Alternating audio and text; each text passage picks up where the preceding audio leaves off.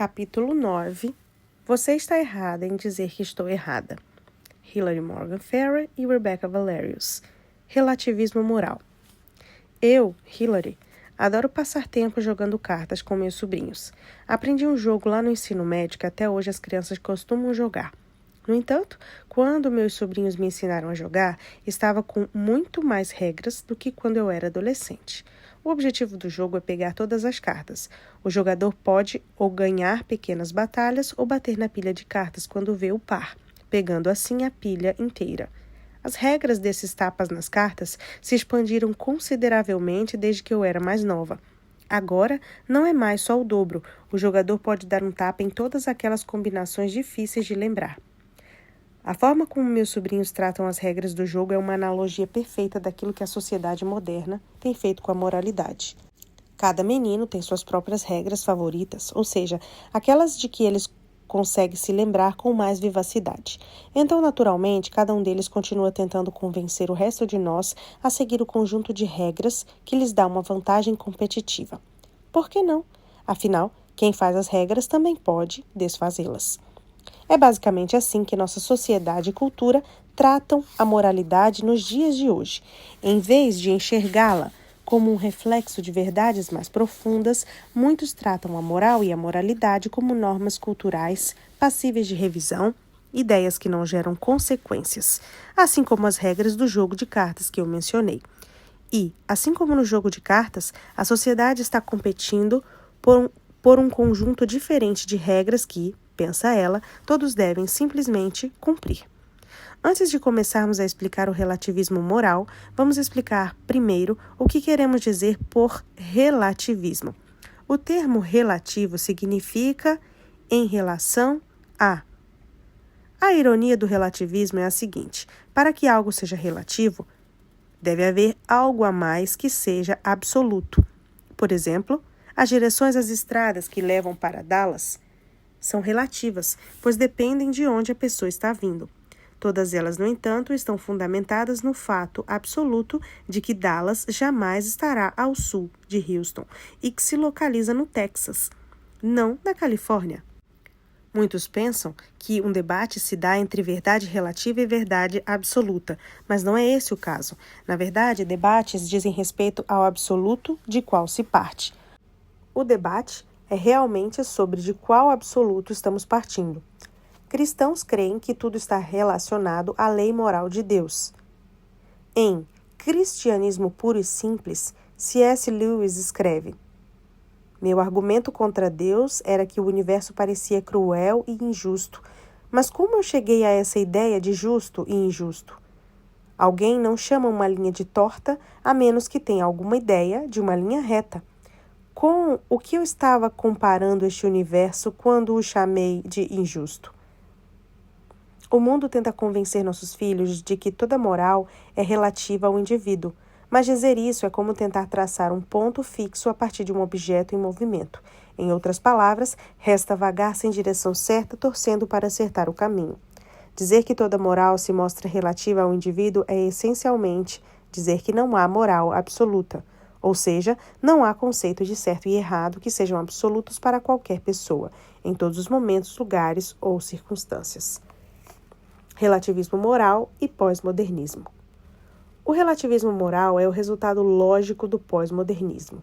Se a verdade absoluta não pode ser conhecida e tudo o que resta é cada um viver sua própria verdade, então é preciso descobrir uma forma de se dar bem com os outros quando verdades individuais entrarem em conflito. E acredite, elas vão se chocar. Qual a solução do relativismo moral? Tolerância. Lembra-se do que eu falei no capítulo sobre naturalismo a respeito das declarações autodestrutivas? O relativismo moral é, em última análise, autodestrutivo, uma vez que exige que todos tolerem uns aos outros. Exigência que se prova intolerante para com aqueles que são considerados intolerantes. Como diz o subtítulo do nosso capítulo, você está errada em me dizer que estou errada. Abre parênteses, ao que poderíamos responder, não, você é que está errada em dizer erradamente que estou errada. Fecha parêntese. Isso tudo equivale a discussões do tipo, toma essa, e mais essa. entre crianças, mas em um nível totalmente novo, pois são adultos fazendo isso, convencidos de que estão abafando. Caso isso lhe soe como uma lorota irracional, saiba que é isso mesmo. Sendo assim, por que a maioria não consegue ver a irracionalidade de tudo isso? Resposta simples: seu raciocínio lógico não está comprometido com o diálogo. Hoje, as emoções são o principal árbitro da verdade moral. A força das emoções é que tem determinado a exatidão de certo e errado. Debater ou discutir com um relativista moral pelo Facebook pode ativar nele o modo letras maiúsculas. O modo letras maiúsculas é como gritar, e caso o raciocínio dele não a tenha persuadido até então, é bem provável que você vá querer se esconder quando entender o que ele realmente e verdadeiramente quer dizer com o que quer que esteja falando em letras garrafais. Tudo em letras maiúsculas. Emoção e razão deveriam andar e trabalhar de mãos dadas. Antigamente, o aconselhamento era centrado em ajudar as emoções de alguém a corresponder à realidade. Agora, no entanto, as pessoas estão mais preocupadas em criar a realidade para combinar emoções ou aliviar sentimentos ruins. Mesmo a ciência há de se sujeitar. Abre parênteses. Não, isso não é um bebê. Não passa de um amontoado de células. E nem mesmo o DNA é capaz de informar o gênero do bebê. Fecha parênteses. Como explicamos no capítulo que trata de sequestro linguístico, as emoções são ótimos servos, porém mestres terríveis. Nossa sociedade vive um grande experimento. Aquilo que acontece quando as nossas emoções são colocadas no comando o tempo todo. E isso não é nada bonito. Tratarei mais desse assunto no capítulo 10. O relativismo moral invadiu nossa cultura, uma vez que agora a maioria rejeita fundamentações objetivas do mundo real para a moralidade. A lei moral é assim chamada por uma razão. Assim como a gravidade, não é uma questão de preferência ou opinião pessoal. Em seu livro A Fé na Era do Ceticismo, Tim Keller observa que os antigos acreditavam que, se tal ordem metafísica fosse violada, haveria consequências tão graves quanto a violação da realidade física por colocar a mão no fogo. A ordem metafísica era a lei moral. Uma representação vívida dessa questão é mostrada no livro O Retrato de Dorian Gray, de Oscar Wilde, quando um socialite tem sua imagem pintada e então deseja que a pintura envelheça em seu lugar. O livro detalha as várias depravações morais às quais Dorian se entrega e descreve a mudança física que ocorre à obra de arte após cada incidente. Consequências visíveis por quebrar o que o leitor conhece intuitivamente por lei moral. Por fim, Dorian fica tão desgostoso com o que a pintura se torna que não consegue mais suportar sua feiura e a dilacera. A alma é transformada quando transgride a lei moral. De fato, não conseguimos enxergar como protagonista da obra de Wilde. Todavia, ainda assim, transgredir a lei moral gera consequências espirituais. É de admirar que nossa sociedade, um antro moralmente relativo, sofra uma epidemia de depressão, ansiedade e ataques de pânico? Veja bem, não quero dizer que há uma correlação imediata e equivalente, como se você pecasse e, bum, a depressão se instalasse. A sociedade, por sua vez, causa um incêndio espiritual em todos os cantos e ainda se pergunta por que o mundo está em chamas. Nós não só colhemos as consequências espirituais do nosso próprio pecado, mas também estamos sujeitas aos efeitos dos pecados dos outros. Pergunte a qualquer um que cresceu com pais alcoólatras ou que foi vítima de abuso sexual e tem uma visão clara das ramificações da desobediência à lei moral. As consequências não se limitam apenas à alma do transgressor. Há uma linha de pensamento chamada realismo moral e ético.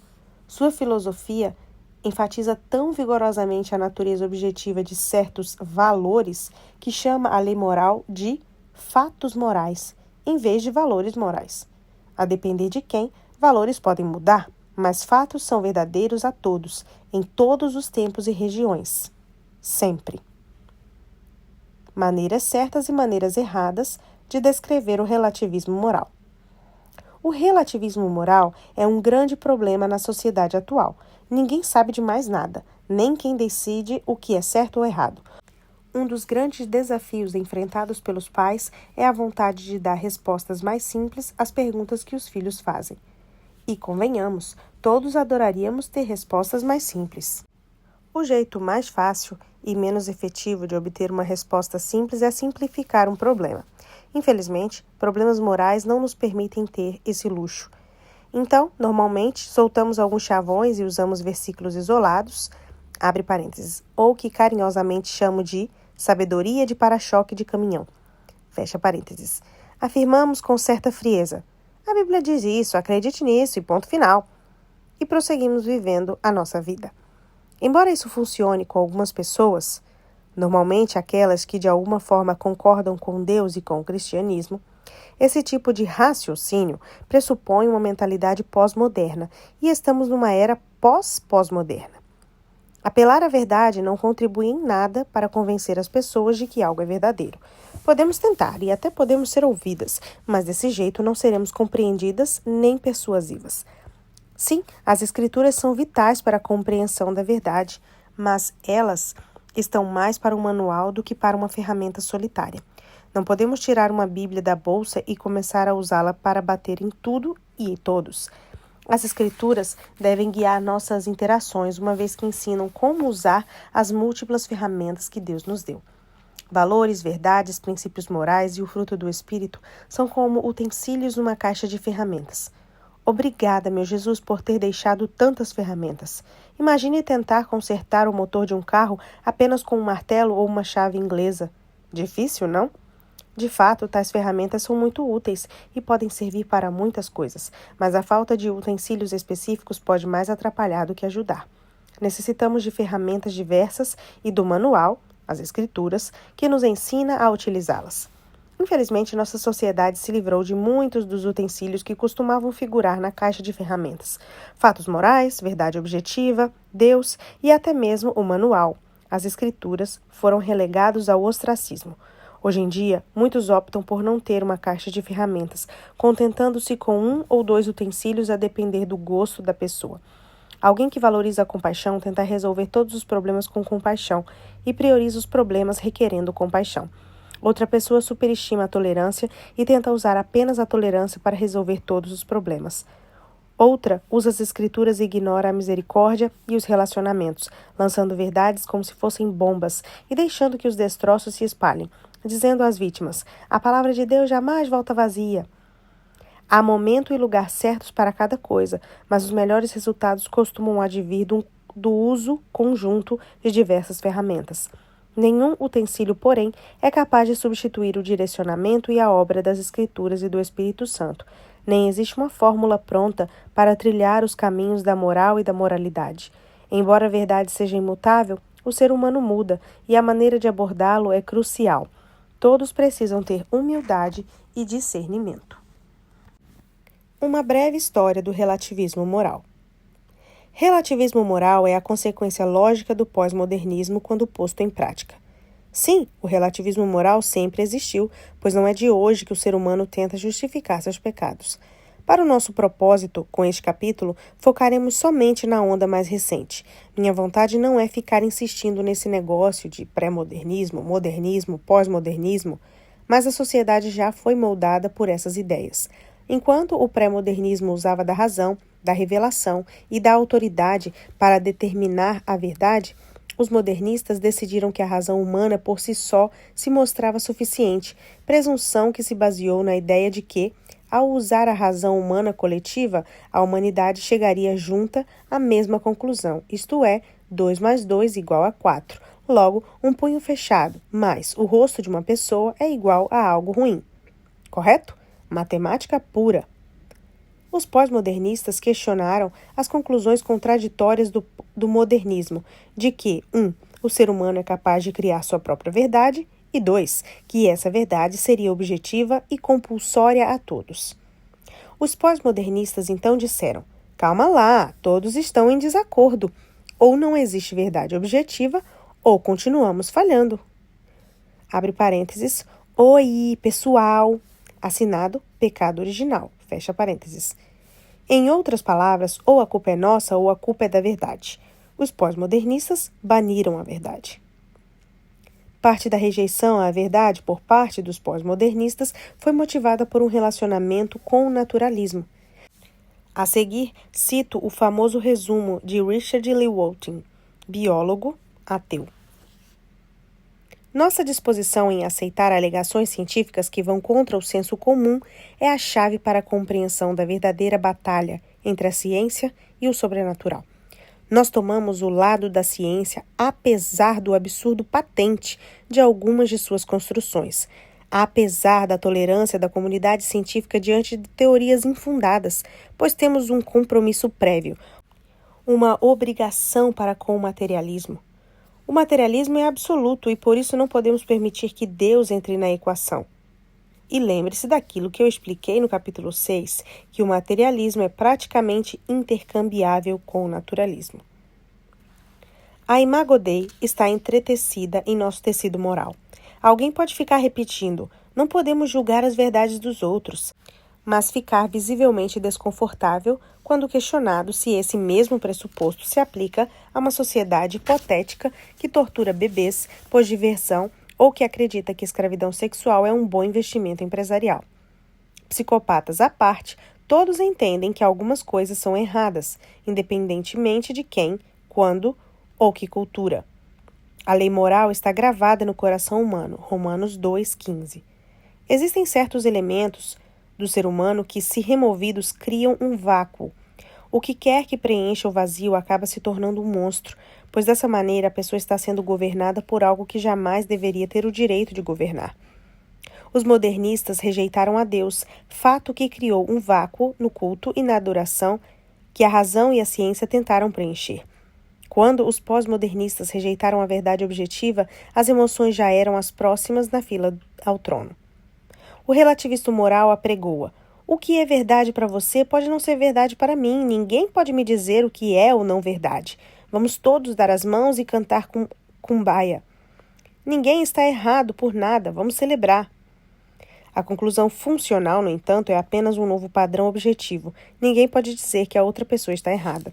Se fizer isso, saiba que você acabou de transgredir a regra fundamental do relativismo moral e que será vexada publicamente. Nas palavras de Jonathan Merritt, pela revista The Atlantic, uma cultura da vergonha agora tomou o lugar do relativismo moral, que, se violada, resulta em impiedosas cruzadas morais nas mídias e redes sociais. Esse sistema não é uma reversão a valores que os conservadores gostariam de ter. Em vez de centrado em papéis de gênero, valores familiares, respeito às instituições e à piedade religiosa, ele orbita em torno de valores como tolerância e inclusão. Este novo código criou um momento paradoxal, no qual tudo é tolerado, a não ser o intolerante, e tudo é incluído, exceto o excludente. Mamães ursas, só para sermos claras, nós, cristãs, somos parte do clube dos intolerantes e excludentes. O cristianismo é intolerante ao pecado e as declarações de Jesus quanto ao seu senhorio são excludentes. Pense em quantas vergonhas você já passou no ensino fundamental e no ensino médio. Corte de cabelo errado, roupas erradas, fichário errado. Não bastasse essa sucessão de erros, nossos filhos agora são intimidados por seguirem crenças supostamente erradas. Não cometa o erro de subestimar a pressão da sociedade para que nos encaixemos aos seus moldes. Para sobreviver na selva do ensino fundamental, muitas crianças de lar cristão acabam desvinculando suas crenças públicas daquilo que professam crer em privado. A alma, no entanto, não consegue suportar por tanto tempo uma cosmovisão fragmentada. Ela busca fazer remendos, mas falha ao tentar, pois não está apta a recosturar o desconhecido. A consequência? Basicamente, um Frankenstein religioso, a criação de um novo sistema de crenças, um cristianismo inovador, com tudo junto e misturado, visando aos valores de tolerância exigidos da sociedade quando em público, tolerância ao pecado, inclusão de todas as crenças, embora mantendo toda a terminologia tradicionalmente cristã. Caso esteja se questionando como isso é possível, veja os capítulos de Alisa sobre nova espiritualidade e sobre o cristianismo progressista.